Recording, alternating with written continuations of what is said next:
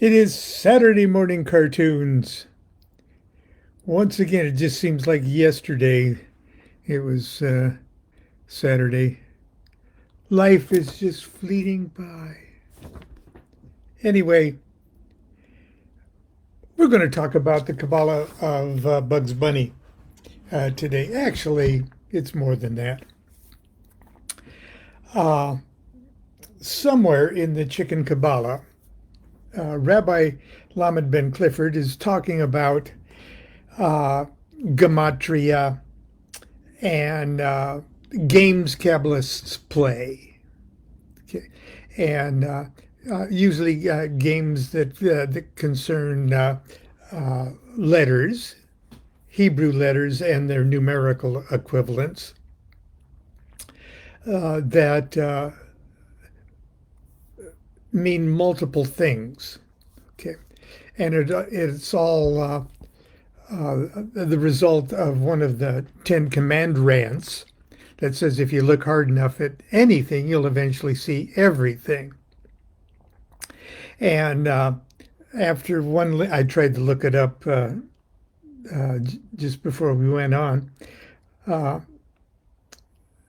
After one lengthy explanation of how one word, when it's dissected using the Kabbalistic tools of Temura, where you replace one letter with another, or Gematria, where you play with the numerical equivalent of each letter of the word, and Notericon, where each word like hand could mean have a nice day, and or just the opposite, compressing words. And then finally, the rabbi says, "What does this all mean?" And he said, "Don't worry about it. While you were thinking about that, while you were exploring that, while you were digging and playing and scratching your head and wondering at the awesome synchronicities that you discover, but you don't truly know what the significance of those synchronicities might be. While you were doing that, you were rearranging your ruach. You were rearranging your thinking processes. But most importantly, you weren't doing dumb shit things for at least 20 minutes while you were playing around with the goddamn letters, okay? And I found where Crowley, in his book, the full book, Magic, Part 1, and I believe it is Chapter 7, he brings up the idea of looking hard enough at anything, you'll eventually see everything. But if you're armed with Kabbalistic tools, the process becomes absolutely entertaining, almost cartoonish entertaining. Let me read what Crowley has to say first before we get into the ridiculous. An interlude. Every nursery rhyme contains profound magical secrets which are open to everyone who has made a study of the correspondences of the Holy Qabalah. And the correspondences that Crowley was working was in his Liber 777 and his Sefer Yetzirah. And we're going to turn to that in just a moment. To puzzle out an imaginary meaning for this nonsense sets one thinking of the mysteries. One enters into deep contemplation of holy things, and God himself leads the soul to a real illumination. Hence also the necessity of incarnation. Think about that for a moment. Hence also the necessity of incarnation. The soul must descend into all falsity in order to attain all truth. For instance, Old Mother Hubbard. Now, as we more modern magicians might point to, oh, it was prophesying L. Ron Hubbard, L. God, Ron, 200. Well, old Mother Hubbard went to her cupboard to get her poor dog a bone.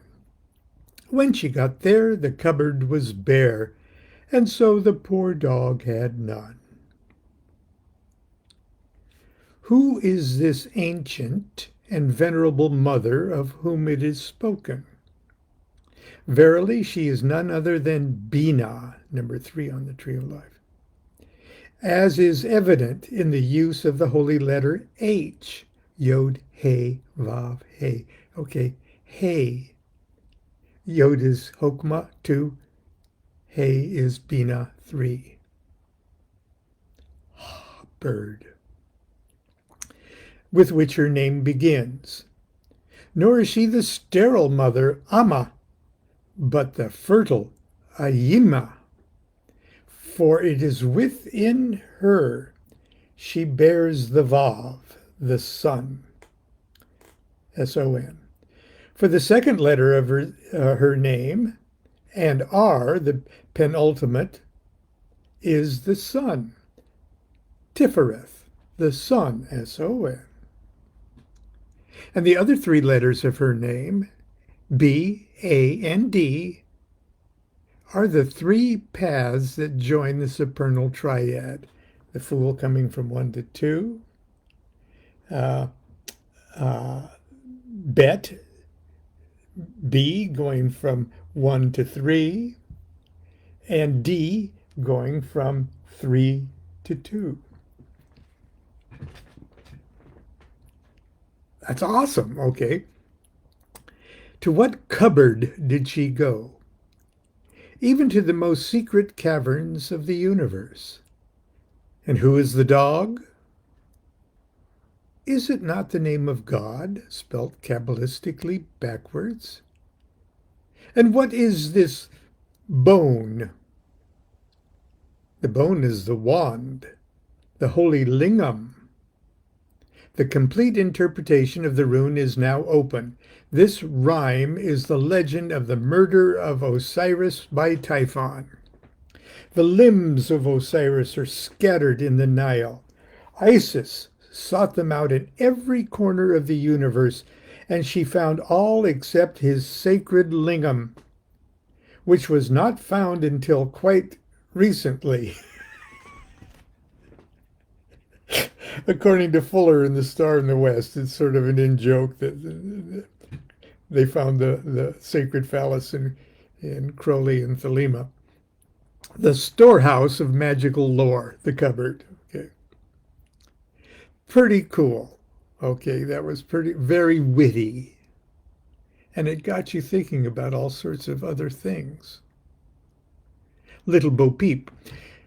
She lost her sheep and couldn't tell where to find them. Leave them alone and they'll come home, dragging their tails behind them. Bo is the root meaning of light, from which spring such words as Bo tree, Bodhisattva, and Buddha.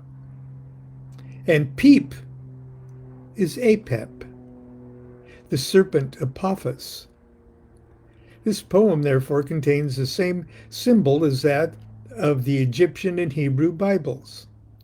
The snake is the serpent of initiation, as the lamb is the savior. This ancient one, the wisdom of eternity, sits in its old anguish awaiting the Redeemer. And this holy verse triumphantly assures us that there is no need for anxiety. The saviors will come, one after another, at their own good pleasure, as they may be needed, and drag their tails, that is to say, those who follow out their holy commandments to the ultimate goal. He's talking about the avatars or incarnations of Vishnu and things like that. Again we read, little Miss Muffet sat on a tuffet, eating her curds and whey. Up came a big spider and sat down beside her and frightened Miss Muffet away. Little Miss Muffet unquestionably represents Malka, for she is unmarried. She is seated upon a tuffet, Tuffet, idest. She is the unregenerated soul upon Tophet, the pit of hell. And she eats curds and whey. That is not pure milk of the mother, but the milk which has undergone decomposition. But who is the spider? Verily, herein is a venerable arcanum connoted. Like all insects, the spider represents a demon. But why a spider? Who is this spider who, quote, taketh hold of her hands and is in the king's palaces, unquote? The name of this spider is death. It is the fear of death which first makes the soul aware of its forlorn condition. It would be interesting if tradition had preserved for us Miss Muffet's subsequent adventures, but we must proceed to consider interpretation of the following rhyme. Little Jack Horner sat in a corner eating a Christmas pie. He stuck in his thumb and pulled out a plum and said, "What a good boy am I." The interpretation of this remarkable poem, there is a difference between the two great schools of adepts. One holds that Jack is merely the corruption of John, Eon, who goes Hermes, the messenger. The other prefers to take Jack, simply and reverently, as Iacchus, the spiritual form of Bacchus. But it does not matter very much whether we insist upon the swiftness or the rapture of the Holy Spirit of God, and that it is He of whom it is spoken here is evident, for the name Horner could be applied to none other by even the most casual reader of the Holy Gospels and the works of the Congreve. And the context makes it even clearer, for he sits in a corner. That is the place of Christ, the cornerstone, eating, that is, enjoying that which the birth of Christ assures us. He is the comforter who replaces the absent Savior. If there was still any doubt as to his identity, it would be cleared up by the fact that it is the thumb which is attributed to the element of spirit, and not one of the four fingers of the four lesser elements, which he sticks into the pie of a new dispensation. He plucks forth one who is ripe, no doubt to send him forth as a teacher in the world, and rejoices that he is so well carrying out the will of the Father.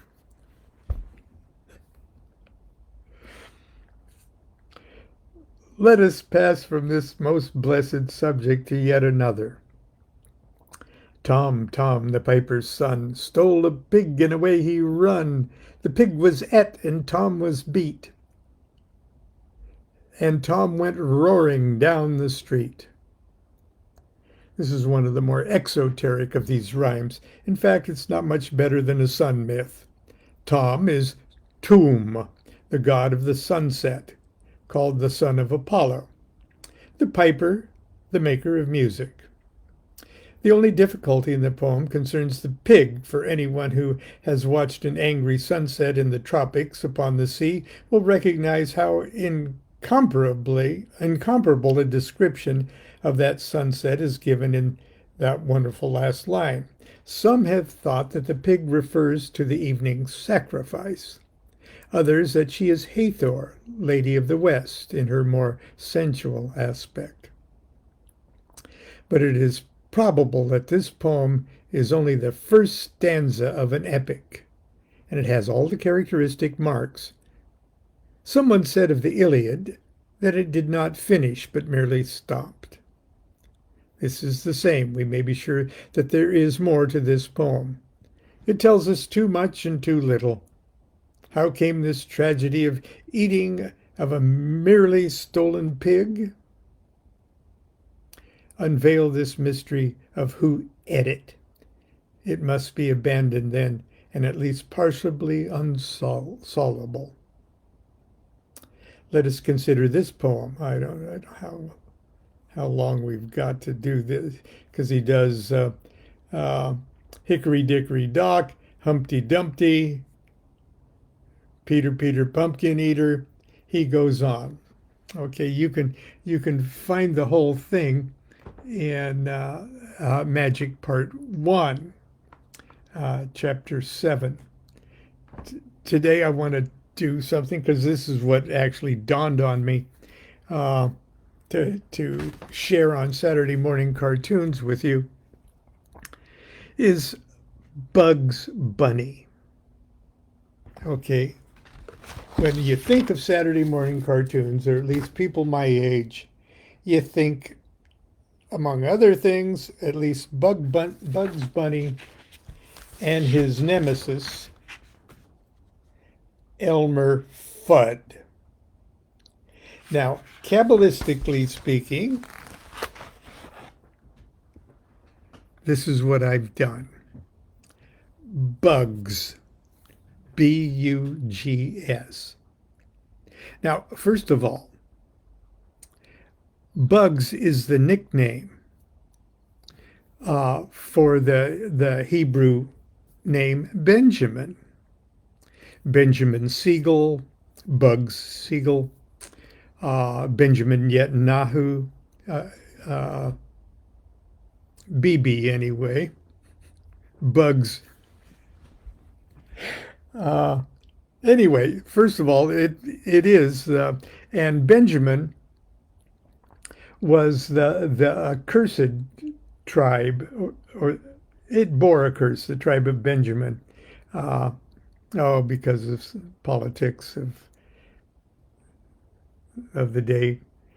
But the family got to inherit, or the tribe of Benjamin inherited the whole real estate area that is currently the area of Jerusalem. Okay, so they were, all the other tribes says, we will never allow our sons to marry a Benjamite woman.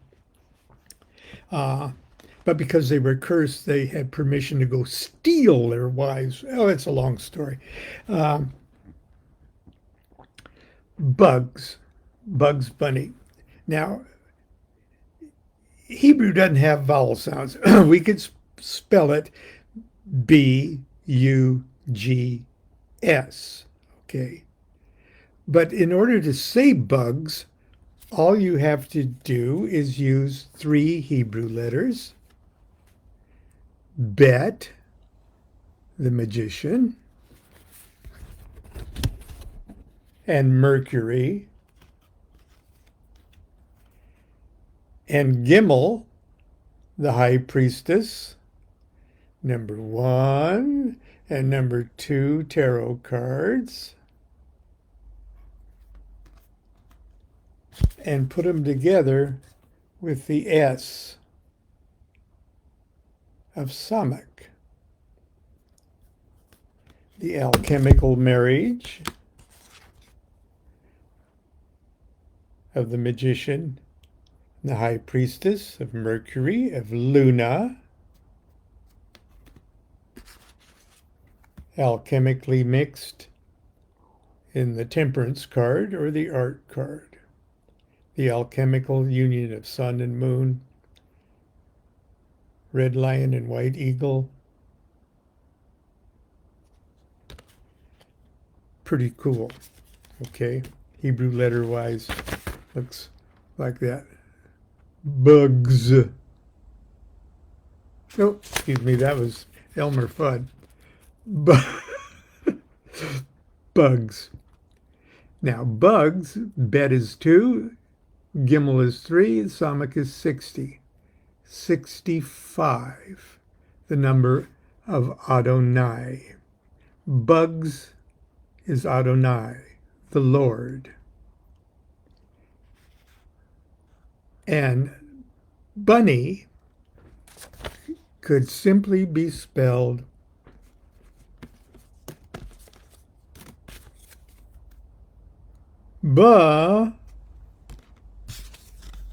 noon. Ni. Nun could be pronounced ni, na, ne, nu, no, nay, okay? Bugs.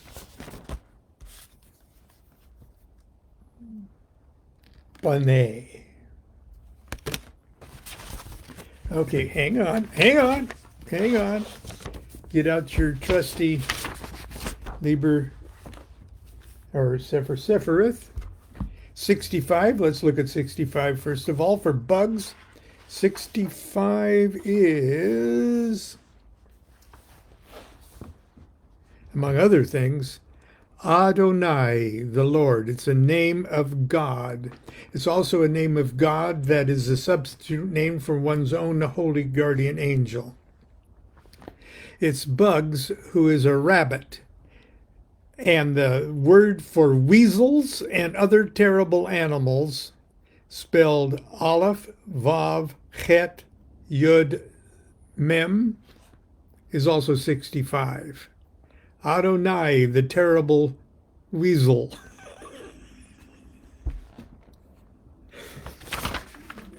The weasel and other terrible animals. Okay. 65 is also the word for the palace, the word for stone, or shown, glorified or praised, to keep silence, which Bugs never did. Also the doorpost. A doorpost is where the blood of the sacrificed lamb is placed at Passover so that the angel of death passes by. And the word beating and striking.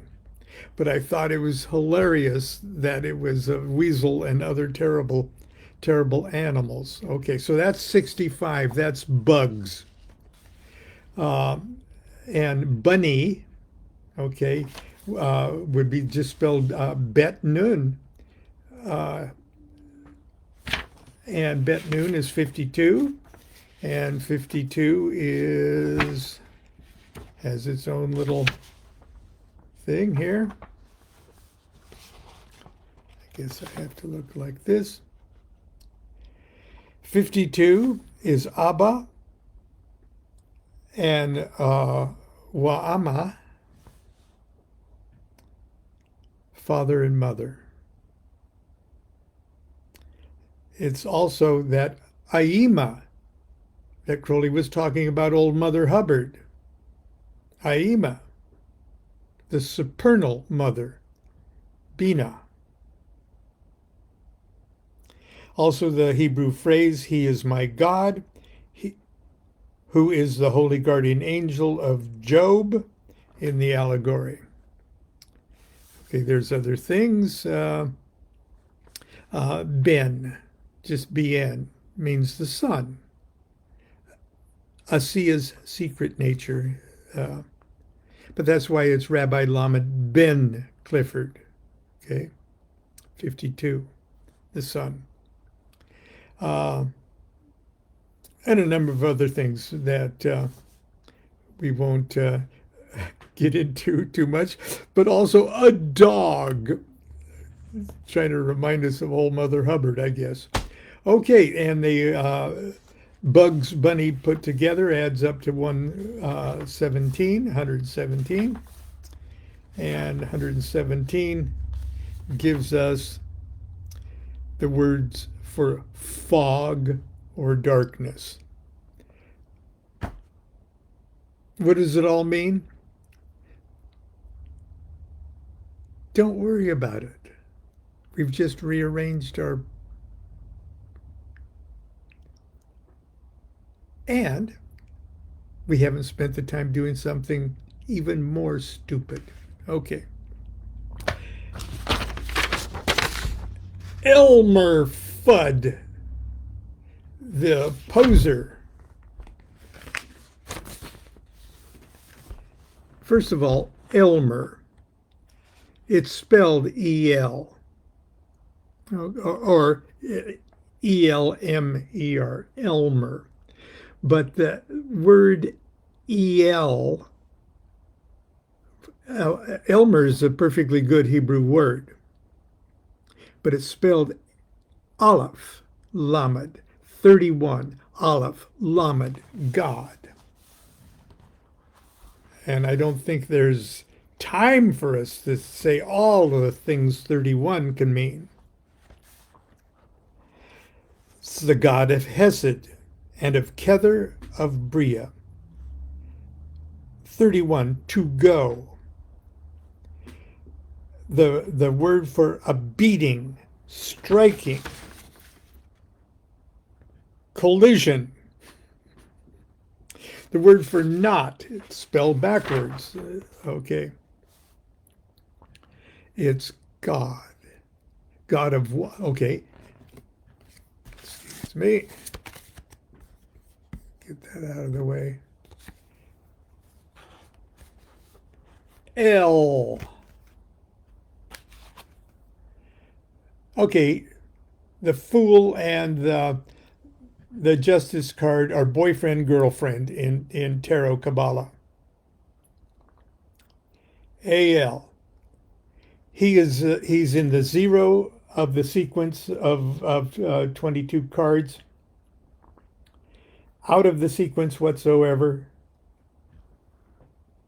She is the very middle of the sequence of the numbered Hebrew letters, serving as the fulcrum. Got 10 cards on that side and 10 cards on the other. She's as close to the still inscrutability of 0 as any other card. They go together. That's why in the Tarot of Ceremonial Magic, we placed her, these two cards, as the ballet dancers. She on tiptoe and he in full stretch leap.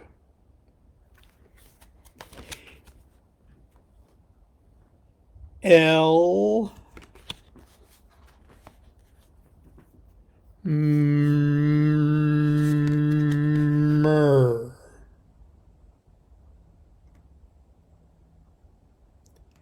Mem, Resh, water, sun. Elmer, the god of water, sun. Okay, 31. Myrrh, okay. Or Mem, Resh is 240. Let's just briefly see, because we're running out of time. 240. The word myrrh itself, frankincense and myrrh. Okay, it's the perfume of profound Saturnian sorrow. Mourning.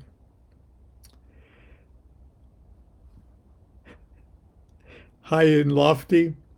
The word for cash or counted out or paid down. I like the high and lofty. That's the myrrh. Together it's 271. L myrrh, 271. Earth, like low earth, mean, dirty. Okay. And that's pretty much it. But Elmer is the opposer. of Adonai. Uh, it's got lots of fun stuff that you could play with. I found it more fun playing with bugs than Elmer. But anyway, the point is, and I think, let's hear what, if I can find the Crowley quote, where he actually calls it nonsense. Okay, Little Bo Peep, and that's Mother Hubbard.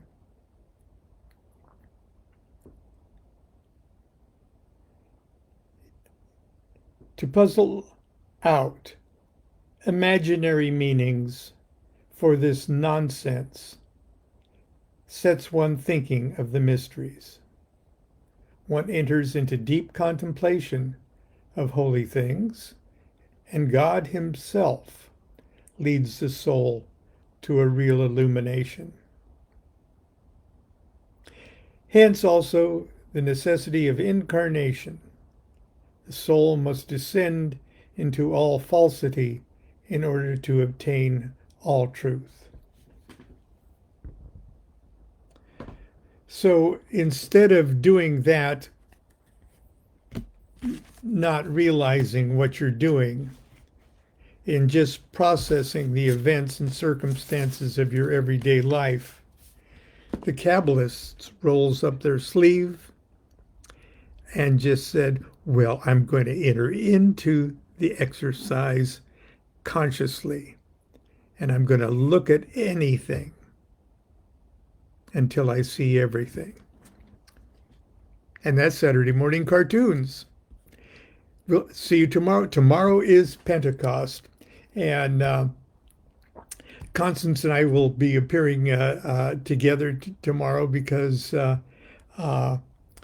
in her saint-like, yogani-like Holy Motherness, she really likes is energized by the thought of the cosmic meaning of Pentecost. So